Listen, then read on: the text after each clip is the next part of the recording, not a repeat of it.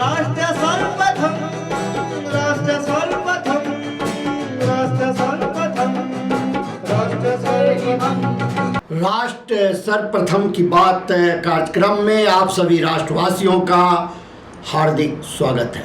राजधानी दिल्ली की नगर निगम में भारतीय जनता पार्टी ने एक बार फिर वापसी करते हुए शुक्रवार को महापौर पद पर जीत दर्ज की। भाजपा के उम्मीदवार 54 वर्षीय राजा इकबाल सिंह को कुल 133 वोटों से निर्वाचित किया गया, जबकि कांग्रेस उम्मीदवार मनदीप सिंह को 8 मत मिले। आम आदमी पार्टी ने चुनाव प्रक्रिया का बहिष्कार किया। मेयर व डिप्टी मेयर चुनाव में लोकसभा के 7 व राज्यसभा के 3 सांसदों और विधानसभा की ओर से मनोनीत किए जाने वाले 20% विधायकों को भी मतदान करने का अधिकार है। उपराज्यपाल वीके सक्सेना ने मेयर चुनाव प्रक्रिया के संचालन के लिए भाजपा की वरिष्ठ पार्षद सत्या शर्मा को पीठासीन अधिकारी नियुक्त किया था। आपके पास एमसीडी में 119 निर्वाचित पार्षद हैं, लेकिन पार्टी ने पहले ही इस चुनाव से दूरी बनाने की घोषणा की थी। 2022 में एमसीडी चुनाव में आपको बहुमत मिला था, लेकिन हाल के महीनों में पार्टी के कई पार्षद भाजपा में शामिल हो गए, जिससे उनका बहुमत कमजोर हो गया। 22 मई 2022 को उत्तर, दक्षिण और पूर्वी दिल्ली के तीनों नगर निगमों के एकीकरण के बाद यह पहला मौका है जब भाजपा को पूर्ण महापौर पद मिला है। चुनाव में कांग्रेस की ओर से खड़े हुए नागलोई के पार्षद मनदीप सिंह को पार्टी के 8 पार्षदों ने वोट दिया। भाजपा की जीत के बाद कांग्रेस ने उप महापौर पद के लिए अपने उम्मीदवार को वापस ले लिया, जिससे भाजपा के जय भगवान यादव निर्विरोध उप महापौर चुने गए।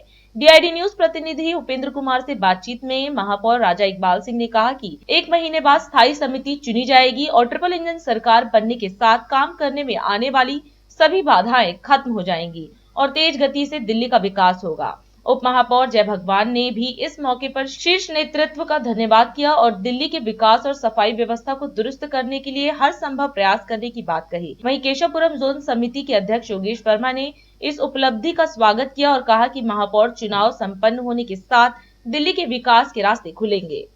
मैं प्रभु जी के श्री चरणों को प्रणाम करते हुए, वाहिगुरु का नाम लेते हुए, पार्टी के शीर्ष नेतृत्व, देश के प्रधानमंत्री, यशस्वी प्रधानमंत्री श्री नरेंद्र मोदी जी का, पार्टी के राष्ट्रीय अध्यक्ष श्री जेपी नड्डा जी का, देश के होम मिनिस्टर हमारे लोकप्रिय आयरन मैन श्री अमित शाह जी का, प्रदेश के अध्यक्ष श्री वीरेंद्र सचदेवा जी का, सभी निगम पार्षदों, विधायकों और दिल्ली के सभी सांसदों का और दिल्ली के जितने हमारे दिल्ली के रहने वाले लोग हैं, सबका कोटि कोटि धन्यवाद करता हूं, क्योंकि आज मुझे सेवा करने का मौका मिला।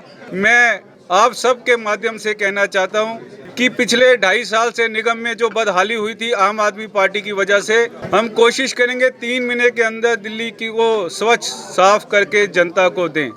दिल्ली में सफाई, कूड़ों को, पहाड़ को हटाना, जल भराव जो आने वाले मानसून है उससे पहले ऐसे पॉइंट्स जहां जल भराव के चांसेस हैं वहां पर डीसिल्टिंग करनी और दिल्ली सरकार के साथ मिलकर हम पूरी कोशिश करेंगे कि जनता को इस बार कोई दिक्कत ना हो। पिछले 2.5 साल से पार्कों की हालत बड़ी खराब है। हम कोशिश करेंगे कि पार्क हमारे सारे हरी भरे हों और दिल्ली को हम हरियाली की तरफ लेकर जाएंगे। दिल्ली में पोल्यूशन कम हो। निगम के अंदर पिछले 2.5 साल से जो करप्शन बढ़ा है, दिल्ली में इंस्पेक्टर आज खत्म करेंगे। जो यूजर चार्ज लगा है, जो आम आदमी पार्टी ने बड़े अधिकारियों के साथ मिलकर दिल्ली की जनता के साथ धोखा किया है, उसका अपना दोहरा चरित्र दिखाया है। हम आते ही यूजर चार्ज को खत्म करेंगे। जो हमारा एजुकेशन में निगम के अंदर जो स्टैंडर्ड डाउन हुआ है, क्योंकि निगम के अंदर आम आदमी पार्टी ने एजुकेशन पे कोई ध्यान नहीं दिया, केवल भ्रष्टाचार को बढ़ावा दिया है। हम टीचर्स को मोटिवेट करेंगे, बच्चों को टाइमली स्टेशनरी, बच्चों को टाइमली स्कॉलरशिप, बच्चों को टाइमली ड्रेस के पैसे, ताकि बच्चे मोटिवेट होकर और अच्छे से पढ़ाई करें। जो निगम के स्कूल और डिस्पेंसरीज हैं, इसको एक अच्छा इंफ्रास्ट्रक्चर देंगे ताकि दिल्ली की जनता की सेवा हो सके। देखिए, मैं शीर्ष नेतृत्व का आभार प्रकट करता हूं अपने। और दिल्ली जो बदहाली की तरफ जा रही थी पिछले 11 वर्षों में, और इन 2.5 वर्षों में जब ये मांग रहे थे कि हमें नगर निगम दे दीजिए, कूड़े के पहाड़ हटा देंगे, तो कूड़े के पहाड़ कहीं हटे नहीं। और आने वाले समय में कूड़े के पहाड़ भी हटाएंगे, दिल्ली की सफाई व्यवस्था भी चौकस करेंगे, दुरुस्त करेंगे और पार्कों की दशा भी सुधारेंगे। दिल्ली के विकास के रास्ते फिर से खुल गए हैं। दिल्ली को सफाई व्यवस्था अच्छी मिले, ये रास्ते खुले हैं। दिल्ली देश की राजधानी दिखे, इस प्रकार का प्रयास ट्रिपल इंजन की सरकार करेगी। आने वाले दिनों के अंदर आपको इसका प्रभाव भी देखने को मिलेगा। पिछले 2.5 वर्षों से लगातार दिल्ली के अंदर जो है हालात बने हुए थे, पार्कों के अंदर सफाई व्यवस्था नहीं थी, माली नहीं थे, पानी नहीं था, उसी प्रकार से बजट नहीं मिल रहे थे, ना सड़कों पे सफाई हो रही थी। तो हम सब इन सब का प्रयास करेंगे कि तीनों सरकारें मिलकर दिल्ली को एक प्रभावी सरकार दिखे। लेकिन निश्चित रूप से जल्दी ही स्टैंडिंग कमेटी का भी गठन होगा। उसके साथ जो हमारी 35 कमेटियाँ हैं, जो स्टैट्यूटरी कमेटी हैं, जिसके माध्यम से हम दिल्ली नगर निगम चलता था, वो सब कमेटियों का भी गठन होगा। और आपको देखने को मिलेगा कि जितने भी कर्मचारी हैं, इंस्पेक्टर हैं, ऑफिसर्स हैं, वो उत्तरदायी भी होंगे, आंसरेबल होंगे। ये दिल्ली की जनता की सरकार आई है। आप लोगों को बहुत बहुत बधाई। मोदी जी के नेतृत्व में जैसे देश में विकास किया है, वैसे दिल्ली में भी विकास करेंगे। दिल्ली की मुख्यमंत्री रेखा गुप्ता ने अग्निशमन कार्यालय का निरीक्षण किया और कहा कि फायर सर्विसेज, फायर स्टेशन और टेक्नोलॉजी को आधुनिक बनाने के लिए सरकार प्रतिबद्ध है। इसके लिए बजट में 500 करोड़ रुपए का प्रावधान किया गया है। मुख्यमंत्री ने कहा कि हमारा लक्ष्य है आग लगने की स्थिति में तुरंत सहायता पहुंचे और किसी की जान न जाए। मैं ये समझती हूँ कि हमारा सपना तो होता है कि शहर सुरक्षित रहे, पर उसके लिए कई बार कार्रवाइयां करने में सरकारें कमी छोड़ देती है। पर नरेंद्र मोदी जी के नेतृत्व में, उनके मार्गदर्शन में चलने वाली दिल्ली की ये सरकार पूरी तरीके से दिल्ली की जनता का भी ख्याल रखेगी और अपने इन सुरक्षा कर्मियों के भी जीवन का ख्याल रखेगी। इस सुरक्षा कर्मियों के परिवारजन भी यहाँ उपस्थित है। मैंने पूछा भी ये महिला लोग कौन है, तो उन्होंने बताया कि परिवारजन है। मैं आपको ये विश्वास दिलाती हूँ कि आपका और हमारा परिवार अलग अलग नहीं है, हम सब एक परिवार हैं। तो आपकी सुरक्षा, आपकी सभी जरूरतों का ध्यान सरकार पूरी तरीके से रखेगी और किसी भी सुविधा के लिए, किसी भी जरूरत के लिए, किसी भी अपडेटेड सिस्टम के लिए सरकार पूरी तरीके से तत्पर है। हम पूरी तरीके से तैयारी कर रहे हैं। ना केवल ये फायर सर्विस, बल्कि पहले जिस तरीके से दिल्ली में कोई भी आपातकाल की दुर्घटना होती थी तो पूरी की पूरी सरकार, पूरी दिल्ली नेशनल पे डिपेंड करती थी। कैसे नेशनल डिजास्टर मैनेजमेंट अथॉरिटी की मदद ली जाए, केवल एकमात्र सहारा नेशनल का था। परंतु अब ये सरकार अपनी स्टेट डिजास्टर मैनेजमेंट अथॉरिटी भी डेवलप करेगी और उसको पूरी तरीके से फंक्शनल करते हुए, ताकि कोई भी दिल्ली पे आपातकाल आए तो दिल्ली सक्षम हो और वो अपनी पूरी तैयारी रखे। चाहे उसके लिए हमें टेक्निकल स्टाफ की जरूरत है, चाहे फिजिकल स्टाफ की जरूरत है, हर चीज में हम दिल्ली को सक्षम बनाएंगे। मैं आज दिल्ली की मुख्यमंत्री होने के नाते इस मंच पे उपस्थित हूं और हमारी पूरी कोशिश है और आदरणीय मंत्री जी इस पूरी योजना को बना रहे हैं कि कैसे हमारा ये पूरा फायर सर्विसेज अपडेटेड हो और इसमें पूरी विश्व स्तरीय टेक्नोलॉजी का उपयोग हम लेकर के आए। रोबोट्स की बात आपने करी, इसी तरीके से और भी जहां जहां हम लेटेस्ट टेक्नोलॉजी का उपयोग कर पाएंगे उसका पूरा का पूरा उपयोग किया जाएगा। और सच कहा है कि बजट की किसी भी प्रकार की कमी हम इस अपने विभाग को होने नहीं देंगे। दिल्ली की जनता की सुरक्षा हमारी पहली जिम्मेदारी है। आज के इस कार्यक्रम में पहुंच के मुझे बेहद खुशी हो रही है। विशेष रूप से आपकी परफॉर्मेंस जब मैंने सुनी कि आपने किस तरीके से अपनी बहादुरी दिखा करके राष्ट्रीय पदक हासिल किए हैं, पुरस्कार हासिल किए हैं और खेल कूद में भी हमारी यहाँ की पूरी सेना मुस्तैद है और आप बहुत ही सुंदर तरीके से अपना कार्य कर रहे हैं। मैं आपको ये विश्वास दिलाती हूँ, दिल्ली सरकार आपके साथ कदम से कदम मिला करके पूरी दिल्ली की सुरक्षा व्यवस्था को दुरुस्त करेगी। अग्नि के किसी भी हादसे से लड़ने के लिए हमारी तैयारी बहुत ही मुखर होगी और आप सबके लिए भी पूरी सुविधाएं हो, सुरक्षा हो और आपके लिए हम पूरा ध्यान रख पाएं, इसके लिए भी हमारी पूरा समर्थन रहेगा। आप सब यहाँ पर उपस्थित हैं, मैं आपको बहुत शुभकामनाएं देती हूँ, साधुवाद देती हूँ। दिल्ली की सेवा करते हुए जिस तरीके से हमारा ये विभाग काम कर रहा है आप सभी को मेरी ओर से बहुत बहुत बधाई। जय हिंद। जम्मू कश्मीर के पहलगाम में हुए जघन्य आतंकी हमले के विरोध में दिल्ली के व्यापारिक समुदाय और नागरिक समाज में गहरा रोष व्याप्त है। इस हमले के विरोध में आज राजधानी के 100 प्रमुख बाजार, कीर्तिनगर टिम्बर व Furniture Market, Rajouri Garden, Marble Market, Raja Garden Market, Motinagar, Mansarovar Garden Market, Tank Road, Karol Bagh और पहाड़गंज स्वेच्छा से पूरी तरह बंद रहे। व्यापारी संगठनों ने इस आतंकी कृत्य को मानवता पर हमला करार देते हुए 25 अप्रैल 2025 को भारत बंद का आह्वान किया। Rajouri garden marbles dealers association के सचिव द्वारा जारी अपील में सभी दुकानदारों और प्रतिष्ठान मालिकों से अनुरोध किया गया है कि वे अपने प्रतिष्ठान बंद रखें और आतंकवाद के खिलाफ एकजुटता प्रदर्शित करें। इसके अतिरिक्त विरोध पदयात्रा भी आयोजित की गई, जिसके लिए सभी सदस्य और नागरिक सुबह 9:30 बजे Jaju marble house Rajouri garden पर एकत्र हुए। वहां से पदयात्रा के दौरान व्यापारियों व जनता ने इस निंदनीय कृत्य का विरोध करते हुए मायापुरी और राजा गार्डन का पथ भ्रमण किया। यह यात्रा आतंकी हमले के पीड़ितों को श्रद्धांजलि और आतंक के विरुद्ध प्रतिरोध का प्रतीक रही।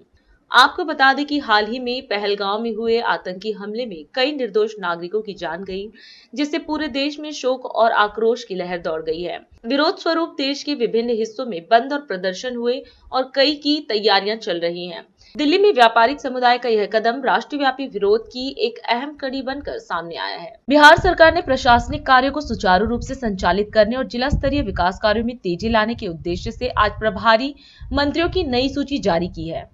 मंत्रिमंडल सचिवालय विभाग द्वारा जारी अधिसूचना के अनुसार राज्य के विभिन्न जिलों में नए प्रभारी मंत्री नियुक्त किए गए हैं। अब प्रत्येक जिले में एक मंत्री को प्रभारी बनाकर वहां के कार्यों की निगरानी, प्रशासनिक समन्वय और विकास कार्यक्रमों के प्रभावी क्रियान्वयन की जिम्मेदारी सौंपी गई है। अपर मुख्य सचिव डॉक्टर एस सिद्धार्थ के हस्ताक्षर से जारी अधिसूचना के मुताबिक मंत्री सम्राट चौधरी को पटना जिले का प्रभार सौंपा गया है, जबकि विजय कुमार सिन्हा को मुजफ्फरपुर का जिम्मा दिया गया है। विजय कुमार चौधरी को पूर्णिया व नालंदा, डॉक्टर प्रेम कुमार को कैमूर, श्रवण कुमार को समस्तीपुर, मधेपुरा, संतोष कुमार सुमन को औरंगाबाद, सुमित कुमार सिंह को सारण, रेणु देवी को सिवान, मंगल पांडे को दरभंगा, लेशे सिंह को मधुबनी की जिम्मेदारी देने के साथ कुल 36 मंत्रियों को अलग अलग जिलों में प्रभारी मंत्री नियुक्त किया गया है। उल्लेखनीय है कि बिहार सरकार समय समय पर जिला प्रभारी मंत्रियों की नियुक्ति करती रही है। इसका उद्देश्य जिलों में सरकार की योजनाओं के सही अनुपालन को सुनिश्चित करना, प्रशासनिक समस्याओं के समाधान में तेजी लाना और केंद्र तथा राज्य सरकार की प्राथमिकताओं को जमीनी स्तर तक प्रभावी ढंग से लागू करना होता है। विगत वर्षों में देखा गया है कि प्रभारी मंत्रियों की सक्रियता से जिलों में विकास कार्यों की रफ्तार बढ़ी है तथा विभिन्न योजनाओं के क्रियान्वयन में पारदर्शिता और जवाबदेही सुनिश्चित हुई है। नई सूची के लागू होने के बाद संबंधित मंत्री अपने अपने आवंटित जिले में प्रशासनिक बैठकों की अध्यक्षता करेंगे, योजनाओं की समीक्षा करेंगे और जनता की समस्याओं का समाधान सुनिश्चित करने के लिए समन्वयकारी भूमिका निभाएंगे। अभी समय है एक ब्रेक का, हम चलते हैं ब्रेक पर, आप कहीं जाए नहीं, छोटा सा ब्रेक। श्रेया फर्निशिंग लेकर आया है आपके लिए होम कलेक्शन, जिसमें आपको मिलता है upholstery fabric, designer curtains, home and office decoratives, carpets and sofa cover कम से कम दाम में कीर्तिनगर में आपके लिए उपलब्ध है। Powered by Kamal Buildtech Private Limited, fulfilling promises. With our professional team and experience of delivering projects, in past we guarantee you peace of mind and top quality work in an affordable price.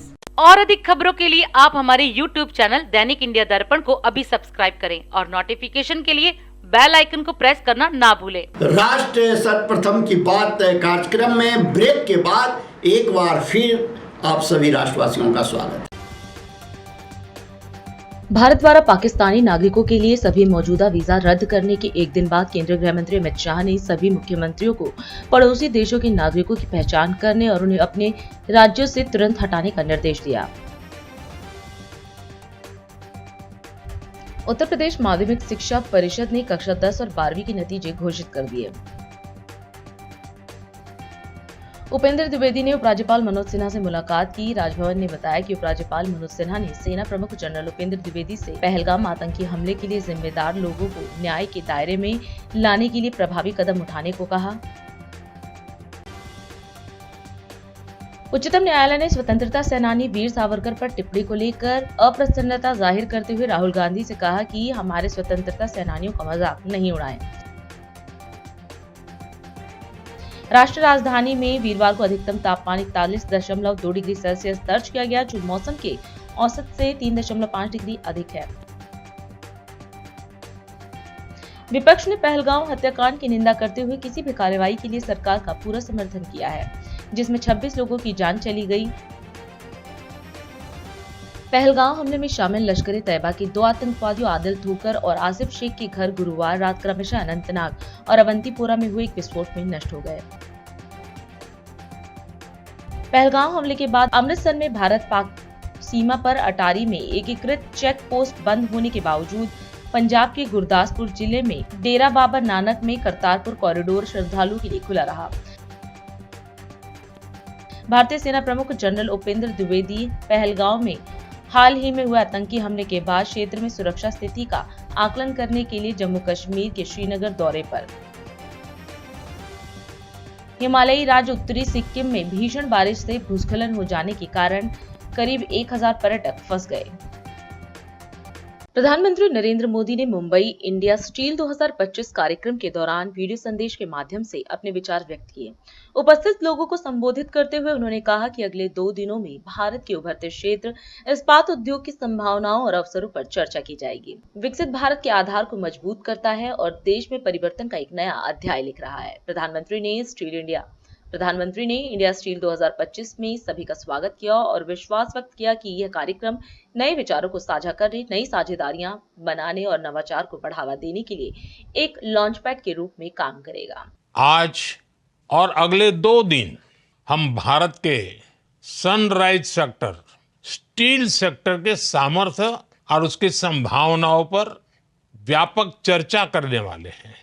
एक ऐसा sector जो भारत की प्रगति का आधार है, जो विकसित भारत की मजबूत नींव है और जो भारत में बड़े बदलाव की नई गाथा लिख रहा है। मैं आप सभी का इंडिया स्टील 2025 में अभिनंदन करता हूं। मुझे विश्वास है ये आयोजन नए आइडियाज साझा करने के लिए, नए पार्टनर बनाने के लिए और इनोवेशन को बढ़ावा देने के लिए एक नए लॉन्च पैड का काम करेगा। ये स्टील सेक्टर में एक नए अध्याय की शुरुआत का आधार बनेगा। साथियों, स्टील की भूमिका दुनिया की आधुनिक अर्थव्यवस्थाओं में स्केलेटन की तरह रही है। स्काई स्क्रैपर्स हो या शिपिंग, हाईवेज हो या high speed rail, smart city हो या इंडस्ट्रियल कॉरिडोर, हर सक्सेस स्टोरी के पीछे स्टील की ताकत है। आज भारत $5 ट्रिलियन इकोनॉमी के संकल्प को सिद्ध करने में जुटा है।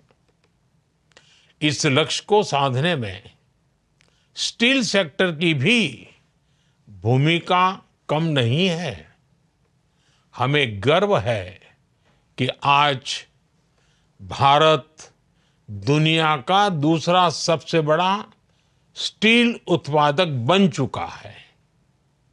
हमने नेशनल स्टील पॉलिसी के तहत 2030 तक 300 मिलियन टन स्टील उत्पादन का लक्ष्य तय किया है। आज हमारी प्रति व्यक्ति स्टील की खपत लगभग 98 किलोग्राम है और ये भी बढ़कर 2030 तक 160 किलोग्राम हो जाने की संभावना है। स्टील का ये बढ़ता कंजम्पशन देश के इंफ्रा और इकोनॉमी के लिए गोल्डन स्टैंडर्ड का काम करता है। ये देश की दिशा, सरकार की एफिशिएंसी और इफेक्टिवनेस की भी एक कसौटी है। साथियों, आज हमारी स्टील इंडस्ट्री अपने भविष्य को लेकर नए भरोसे से भरी हुई है, क्योंकि आज देश के पास पीएम गति शक्ति नेशनल मास्टर प्लान जैसा आधार है। पीएम गति शक्ति के जरिए अलग अलग यूटिलिटी सर्विस को, लॉजिस्टिक मोड्स को इंटीग्रेट किया जा रहा है। आज देश में पीएम आवास योजना के तहत करोड़ों घर बन रहे हैं। जल जीवन मिशन का इतना बड़ा इंफ्रास्ट्रक्चर गांव-गांव में बिल्ड हो रहा है। अक्सर हमारे देश में ऐसी योजनाओं को केवल वेलफेयर के चश्मे से देखा जाता है, लेकिन गरीब कल्याण की ये योजनाएं भी स्टील इंडस्ट्री को नई ताकत दे रही हैं। हमने ये भी तय किया है कि सरकारी प्रोजेक्ट में सिर्फ मेड इन इंडिया स्टील ही इस्तेमाल हो। इन्हीं प्रयासों का नतीजा है कि बिल्डिंग कंस्ट्रक्शन और इंफ्रास्ट्रक्चर में स्टील की जो खपत है उसमें सबसे ज्यादा हिस्सा सरकार से जुड़े इनिशिएटिव्स का है। साथियों, इंडिया स्टील का ये प्लेटफॉर्म हमारे पास एक अवसर है जहां से हम अपनी क्षमताओं का विस्तार करेंगे, जहां से हमारे आइडियाज को जमीन पर उतारने का रास्ता बनाएंगे। मैं आप सभी को इस अवसर पर शुभकामनाएं देता हूं। आइए मिलकर एक रेजिलिएंट, रिवॉल्यूशनरी और स्टील स्ट्रांग भारत का निर्माण करें। विपक्ष के नेता और कांग्रेस सांसद राहुल गांधी आज जम्मू कश्मीर दौरे पर हैं। उन्होंने पहलगांव में हुए आतंकी हमले में घायल हुए लोगों और पीड़ित परिवारों से मुलाकात की। राहुल गांधी ने मृतकों के परिजनों के प्रति गहरी संवेदना व्यक्त की। उन्होंने कहा कि पूरा विपक्ष इस कायराना हमले की कड़ी निंदा करता है और सरकार जो भी कार्रवाई करेगी हम उसका पूरा समर्थन करेंगे। राहुल गांधी ने जोर देते हुए कहा कि आतंकवाद के खिलाफ पूरे देश को एकजुट होना होगा। उन्होंने कहा यह बेहद जरूरी है कि हर भारतीय एक साथ खड़ा हो ताकि हम आतंकवादी और उनके इरादों को नाकाम कर सके। I came here to get a sense of what is going on and to help. The entire people of Jammu and Kashmir have condemned this terrible action and they have fully supported the nation at this time. I met one of the people who was injured. I of course couldn't meet other family members and other people because the injured people have gone back. My love and affection to everybody who has lost family members, and I want everybody to know that the whole nation is standing together as one. We had a meeting yesterday with the government, and the united opposition condemned this action and said that we are there to support whatever action the government wants to take. The idea behind what has happened is to divide society, is to make brother fight brother. And it is very important that every single Indian stands united, stands together so that we can defeat what the terrorists were trying to do. It's sad to see that some people are attacking my brothers and sisters from Kashmir and the rest of the country.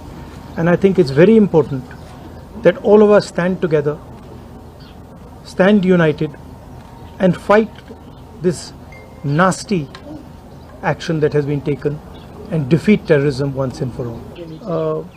I mentioned that I met one of the people who was injured. I also met Chief Minister and LG, and they briefed me about what had happened, and I assured both of them that myself and our party is going to support fully. Thank you very much. योग नगरी ऋषिकेश में Ganga corridor परियोजना के प्रथम चरण के तहत 100 करोड़ की लागत से राफ्टिंग बेस स्टेशन और 135 करोड़ की लागत से 1000 वाहनों की क्षमता वाली बहुमंजिला पार्किंग व कार्यालय भवन का शिलान्यास किया गया। इस मौके पर मुख्यमंत्री पुष्कर सिंह धामी ने कहा कि ऋषिकेश को साहसिक और आध्यात्मिक पर्यटन के वैश्विक केंद्र के रूप में विकसित किया जा रहा है। यह परियोजना न केवल रिवर राफ्टिंग को बढ़ावा देगी बल्कि 4 धाम यात्रा में भी श्रद्धालुओं को बेहतर सुविधाएं प्रदान करेगी। ऋषिकेश में राफ्टिंग बेस स्टेशन, बहुमंजिला कार पार्किंग एवं कार्यालय भवन के शिलान्यास के अवसर पर सभी महानुभाव, सभी पदाधिकारीगण, विभिन्न संस्थाओं से आए हुए सभी प्रतिनिधिगण, उपस्थित भाइयों एवं बहनों, मैं आज ऋषिकेश गंगा कॉरिडोर परियोजना के प्रथम चरण में निर्मित होने वाले iconic city Rishikesh rafting base station और एमडीडी द्वारा निर्मित होने वाली बहुमंजिला कार पार्किंग एमएलसीपी एवं कार्यालय भवन का शिलान्यास होने पर आप सभी ऋषिकेश वासियों को मैं बहुत बधाई देता हूं, बहुत शुभकामनाएं देता हूं।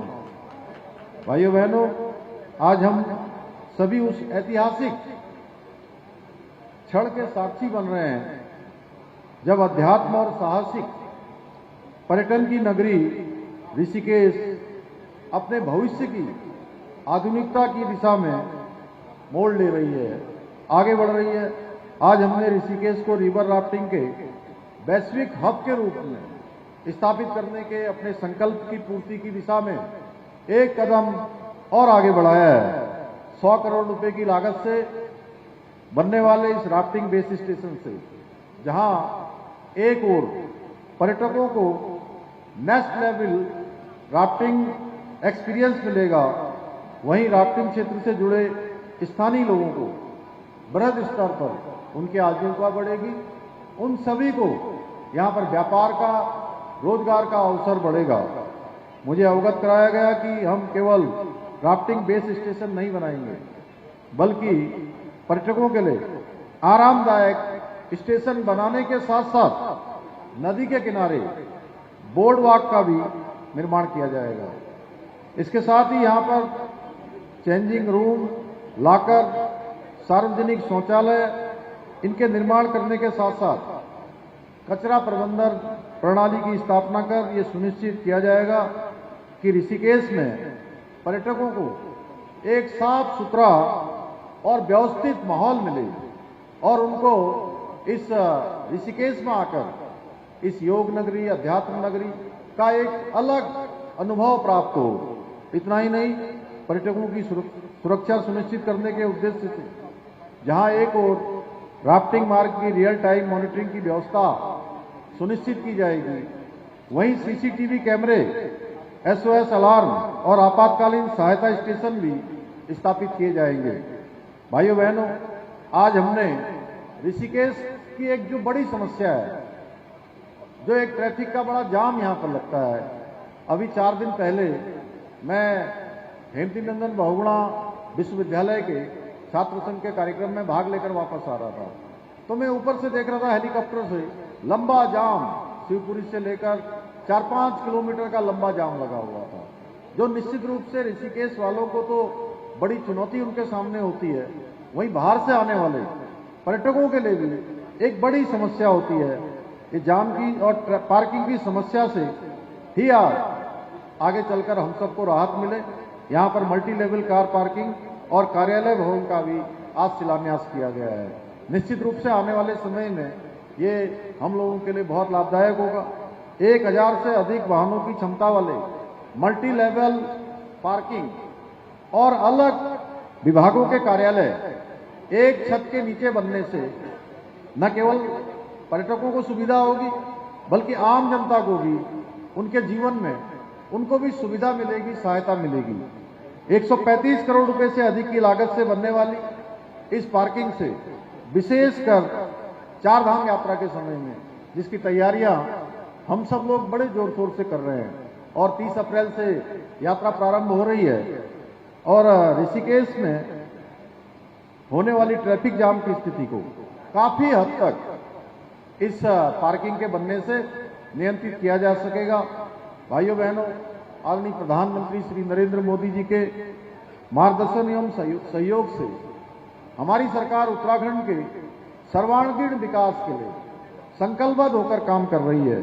और अधिक खबरों के लिए आप हमारे YouTube चैनल दैनिक इंडिया दर्पण को अभी सब्सक्राइब करें और नोटिफिकेशन के लिए बेल आइकन को प्रेस करना ना भूलें। आज हम इस कार्यक्रम में आपसे विदा लेते हैं। आप अन्य खबरों के लिए बने रहे। राष्ट्र सर्वप्रथम, वंदे मातरम, जाग उठा है भारत। राष्ट्र सर्वप्रथम।